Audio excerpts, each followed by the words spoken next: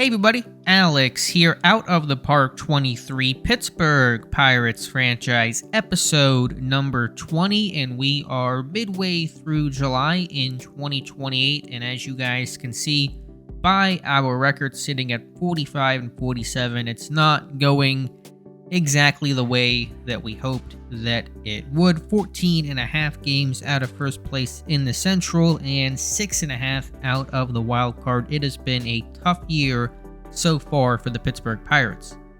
And just to take a quick look at some of the broad stats of the team, a little unlucky here. Our Pythagorean record supposed to be 46 and 46, but it's just a one game difference. We're 8-1 in extras, which is impressive, but only 14 and 17 in one-run games. Got off to an okay start, pretty bumpy in May, and been a little bit better since. But our offense has been miserable. Batting average is good. Everything else is among the worst in the NL. And pitching, supposed to be our calling card, has not been fantastic. It's been decent, the best part of the team, but above average and just above average. Injuries have unfortunately hurt this team pretty significantly. A ton of them in terms of the pitchers.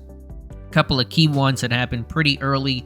Losing both Andrew Schultz, who still made an all-star game this year despite barely pitching this year.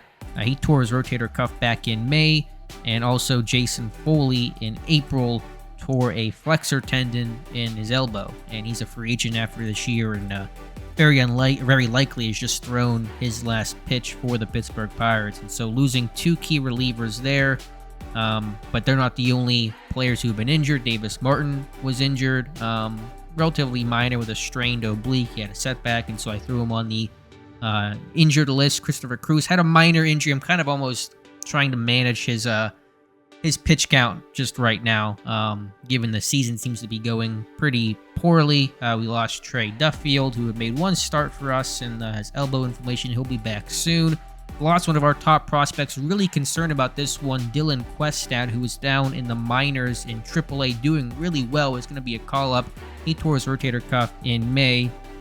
Was out about, I think, 2 months to go. So fingers crossed he'll be good whenever he fully gets healthy. But we're getting a new trainer next year, I'll tell you that much. Other ones here, Brian Hayes was injured. He's fragile. He missed some time with a hamstring strain. He's just about to get back. And RJ Schreck just broke his finger right before the All-Star break, though he was struggling pretty heavily prior to getting hurt. Quick look at the stats offensively, and the bats just are not playing well. Corbett Vivas has bounced back after a tough last season, and so that's been encouraging. Defensively, he's pretty limited, but he's basically been our best batter, although his WRC plus is just 103. Nick Gonzalez also the same at 103.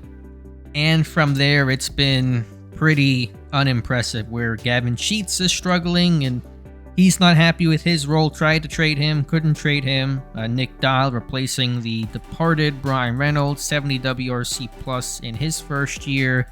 Maybe he was brought up too early. I think I have a tendency to bring these guys up a bit earlier than they should. Stephen Kwan has really regressed this year, 67 WRC plus, a negative WAR player. Delphin Ramirez got off to a really bad start, still just a 61 WRC plus, is a bit better than where he was. He has 11 home runs this year, but he has taken a step back after winning Rookie of the Year last year. I just have too many lefties in the lineup, and injuries have played a bit of a part in that, and Hayes being hurt, and he's a righty, but Kwan and Vivas, and we just called up Tatsuri Nageshki to replace the injured Shrek, and Dial and James Wood. Just too many lefty bats. Gavin Sheets as well. Mew, our center fielder. I just don't have enough righties. Usually people have too many righties, not enough lefties. I'm kind of the opposite issue right now. So that's probably one reason we're stacked too much when you're facing, teams can bring in lefty specialists and really play matchups. And that's not the whole reason why we're struggling, but I think it's certainly part of it. The pitching staff is sort of a ragtag crew of names here right now, with Luis Ortiz, who's been called up, brought back Carmen Mazinski, who was doing okay and then had a really terrible outing just recently against Toronto, allowing 7 earned in 3 2/3. Luis Oviedo's been okay, a couple of rough outings, including a really bad one against St. Louis. Dylan Lesko was also injured for a time, although it was relatively minor injury. I think he'll get better, a little unlucky right now. And then Alec Marsh has been just about league average. The bullpen, with the injuries, we brought in some different people. We traded for Ryan Hendricks, and so he was acquired from Texas. We sent over a couple of players in center fielder Nevin Fox, and also a starting pitcher prospect in Brady Davis, who was a former third-round pick of ours. And so that was whenever we were trying to be more competitive back in May, after I think Schultz went down, I believe, and Hendricks has done well, but he may be on the move in terms of some trade bait here as we get close to the deadline. Also, Nick Mears having another strong year. Nick Robertson claimed off of waivers from the Cubs. He has not been particularly strong. The BABIP is pretty high right now, but that was kind of in our competitive phase as this team was dealing with injuries. Again, he was claimed on, that's June 2nd. Rest of the bullpen has been okay, except for Denny Bentley, who has been just an absolute wreck. At this point, the Pirates are just out of money. We have no money left right now, and I've been trying to do basically some salary dumps on low-level type players, and so Yolbert Sanchez went to the Phillies and just didn't even care about what I got back.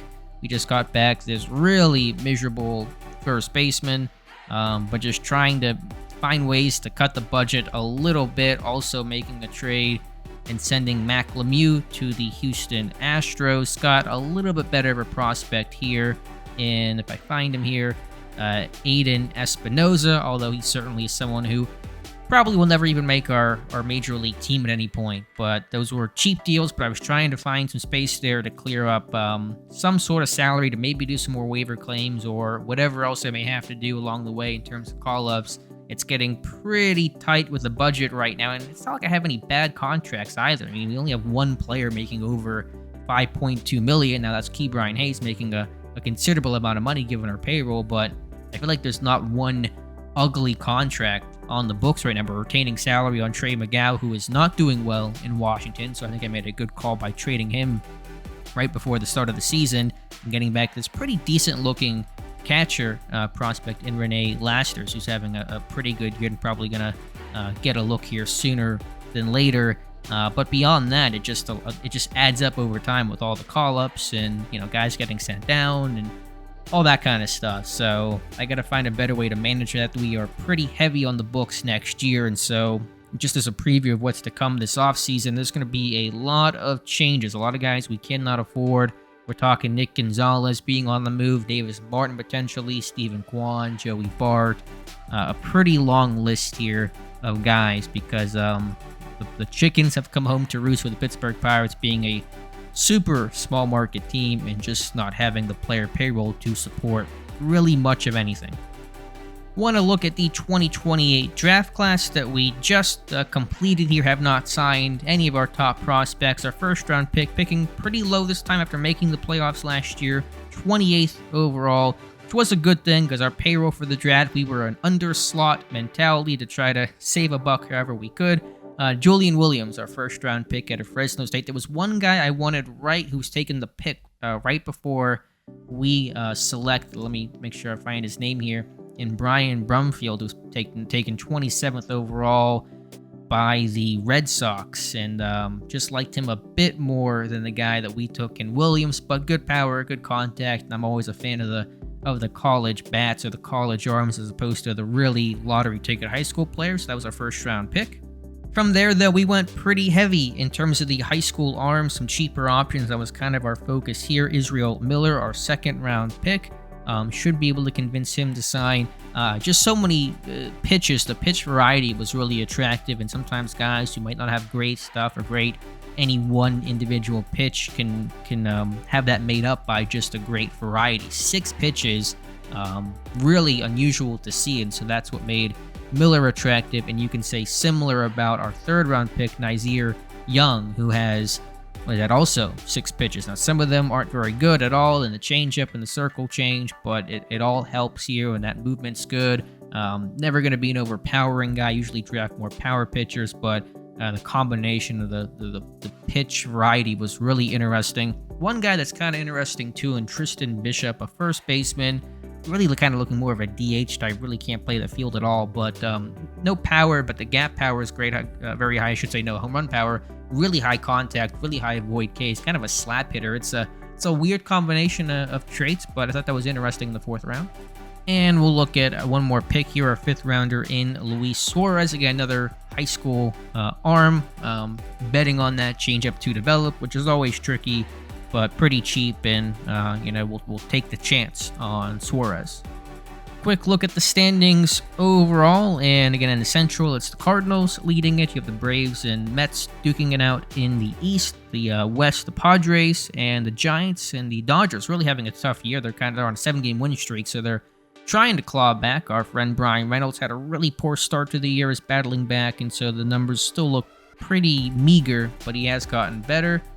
So kudos to them. Over in the AL, it's Toronto, the Guardians, and the LA Angels. Let's check in on some of the stats here briefly, just around the league. And guess who? Fernando Tatis dominating as usual, although he's not quite far and away the best player in baseball. I believe in WAR, if I can find it here, looks like that's going to be Julio Rodriguez in terms of the top players so far. So Tatis maybe finally for once not just the undisputed best player, now just one of a handful of the best players in baseball. As we take a look at the pitchers, you guys can see here, Lucas Giolito is the best pitcher right now in terms of ERA. So that's really all I had to say. Obviously, I don't think we'll be buying by the trade deadline, although we're just 2 games under 500. It's a pretty competitive NL this year, where you're looking at the 3rd wildcard spot being 51-40. That's the San Francisco Giants. I imagine the AL is probably in a worse shape for the wild card. Yeah, if we were playing in the AL, we'd be more in the mix. And so things have kind of swung in terms of the strength of the divisions in the National League's favor. So we're looking to potentially sell. I've tried to move some people already in terms of Gavin Sheets. Nobody has wanted him, which is unfortunate. So I'll have to kind of make some decisions from there and see what offers we can potentially make. But in terms of guys we may actually deal, we're looking at Joey Bart and backup Jacob Stallings, who is not happy with his role right now. He's 38 years old. He's playing for the Pirates. He's getting, decent starts. I don't know what he's so mad about. I guess he's not playing enough for his liking. He sent me a message about that. Beyond that, Nick Gonzalez, I probably will hold on to. One just problem with this game, and maybe you guys have dealt with it as well, is no team has any money. Now, I say that as the Pirates have no money, but the Pirates aren't supposed to have money because we have no payroll. But you look around baseball, nobody has, and I clicked the wrong button, nobody has any money at all. Let me actually get to the right page I'm trying to look at. I mean, just some of the top teams in baseball, no money for the Blue Jays. The Red Sox, what do they have? Nothing. There's money for next year, but they always just sign a bunch of free agents. And so the Yankees, supposed to be a big market team, they got $600,000, $700,000. I mean, it's impossible to trade because you can't give somebody a contract because they can't physically take it. And so that's always been a bug in this game, that if you guys have ideas of how to improve the financial system and in terms of some of the adjustments, let me know. But it's kind of become a source of frustration for me. But that rant aside, I think that will close out today's video. We'll come back probably end of season. We'll talk about the trade deadline and what happens in September. Barring some sort of remarkable turnaround for this team, I'll kind of speed through the season and see what happens from there, see what our prospects can do. Just speaking of them very briefly, still have some prospects motoring along in our system in Luis Morales and Tony Lusace, and those guys are on a high A ball. Jose Pena has kind of popped up here, although the contact is really low. He's got a bicep strain right now. Top pitchers was Quested, who was hurt, and our pitching staff was not great, and it's also been pretty beat up as well, where Sal Ramos looks actually really good, has really come on strong here, really perked up, but he's got a torn labrum, so something happened with the pitch counts. I have the strategy set for pitch counts across the entire system to be low. Somehow I was just throwing 100 plus pitches, and so that is a concern, absolutely. And I think we had another injury as well, somewhere maybe, with Melvin Diaz, who has a strained shoulder as well, in addition to Duffield being hurt. So worried about the strength of our pitching staff right now in terms of prospects. Now, A lot of prospects have come up and are with us in the major league system, so that's kind of the fruits of the labor. But that's one reason why I kind of had a pretty pitcher-heavy focus in the draft, because A, it's really hard to trade for starting pitching in this game. The game, understandably, values it really highly, and just kind of felt like our depth was not great. And so I guess actually Quested is our top prospect, and Jesus Carrera is our second best prospect. So that's pretty interesting there. But anyway, that's where we will leave the Pirates. We'll come back next video and see where things stand. So let me know your thoughts in the comments below. Appreciate you guys watching. Please like this video and subscribe to the channel if you have not done so already. Again, thank you for watching, and we'll talk to you soon.